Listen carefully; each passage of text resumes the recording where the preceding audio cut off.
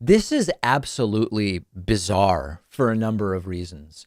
Donald Trump's indicted former National Security Advisor Michael Flynn, who has since been pardoned and is a total out and out conspiracy theorist, appeared on some right wing show a few days ago and claimed that, yes, the election was stolen and yes, COVID was a conspiracy and all of this stuff. But as crazy as all of that is, he drops in, he's not worried because he's been on hydroxychloroquine for 30 years. What? Why has he been on hydroxychloroquine for 30 years? And why would you need to be on hydroxychloroquine if COVID is a hoax anyway? None of it makes sense. Why has he been taking the virus? Why has he been taking the medication? What did he know in 1991 at age 32 that would start him on a 30-year course of hydroxychloroquine? Just some of the questions that come up. Let's take a listen to Michael Flynn. And because when you look around the world and you go, well, all these other places, why aren't all these other places having the kinds of problems that we keep getting beat over the head and shoulders on in this country about when it comes to COVID? Why? Because everything, and this is my truth, but what I believe, everything is a distraction to what happened on the 3rd of November. So everything that we hear about COVID, and that COVID started before the 3rd of November, but it was all meant to control. It's all meant to gain control of a society, to be able to force decisions on the society instead of actually allowing we the people to make decisions. Imagine for a moment, and this is the tragedy. That guy was the National Security Advisor of the United States for a period of time. Okay. I've heard from other people the idea COVID was created/released to make Trump lose the election. This is one of the conspiracies that doesn't even make sense in terms of the motive. Sometimes you have a bad conspiracy theory and all they have is motive. They have no facts, but at least the motive sort of might work to convince you that it's a possible conspiracy.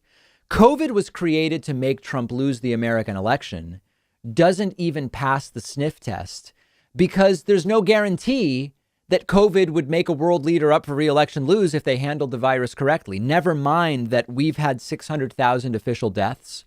The world has had 3.5 million official deaths. Most of the deaths are not in the US. So Flynn is wrong that we're mostly affected and everybody else is fine. Most of the deaths have been in other countries.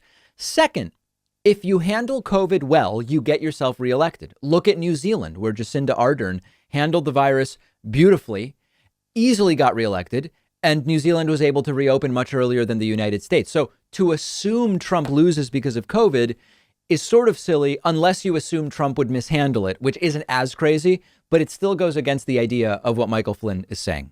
But then he casually mentions, I've been on hydroxychloroquine for 30 years. And now with the vaccine as an example, right? Whatever happened to the women's movement out there for the my body, my choice? But yet they want to stick a needle in my arm to tell me that, well, if you don't have that needle, you can't get an ID card, you can't travel. Wait a second. I'm as healthy as the next person. I've been taking hydrochloroquine for 30 years. Oh. Okay, so by the way, more lies there. No one has said you can't get a state ID if you don't get a vaccine. And in terms of travel, there are countries that are putting in place a vaccine requirement for COVID vaccine. For decades and decades, different countries have had different vaccine requirements. That's nothing new, okay? But hydroxychloroquine for 30 years? Michael Flynn is 62 years old right now, meaning 30 years ago, he would have been 32 and it would have been 1991. Why did he start taking hydroxychloroquine in 1991 at 32 years of age? Has he had arthritis since age 32? One of the reasons sometimes people take hydroxychloroquine. Has he been persistently exposed to malaria for the last 30 years where he needs to constantly be on hydroxychloroquine? Has he had lupus since age 32? Another reason why sometimes you would take hydroxychloroquine. If you take it for just 5 years, you need to get regular eye exams because it can cause retinopathy. And Michael Flynn claims that he's been on hydroxychloroquine for 30 years. Or is Michael Flynn implying that as a prophylactic of some kind, he's been taking hydroxychloroquine for 30 years, which just makes no sense whatsoever? And I got one funny email, which was, You know, maybe 30 years of hydroxychloroquine have caused some kind of toxicity. And that explains all of Michael Flynn's bizarre behavior, the paranoid delusions, the conspiracy theories, all of it. I don't know. And to come back again to the entire COVID hoax thing, if it's a hoax, why do you need to take anything? Why take hydroxychloroquine for something that's not real, if that's indeed what you believe? And of course, by hoax, they always mean different things. Sometimes by hoax, they mean it's not really a virus and nobody's dying from it. By hoax, sometimes they mean, no, it's a real virus and people are dying, but it was deliberately released to have a political impact either on the United States or the world or whatever the case may be. It's never clear. Their conspiracy theories conflict. But what is abundantly clear here is that Michael Flynn is completely off the rails. And it is terrifying that that guy at one point was the primary and most important advisor on the topic of national security to the president of the United States. If you ever feel like you just don't have enough time to read all the books you want to read, you have to check out one of my favorite apps called Blinkist. Blinkist takes thousands of popular nonfiction books and distills each one down into an ebook or audiobook that you can get through in just 15 minutes, where you're getting all the key takeaways from the book. Just imagine how you'll be able to expand your horizons and knowledge by being able to soak up all of the important insights from 10 different books in an afternoon.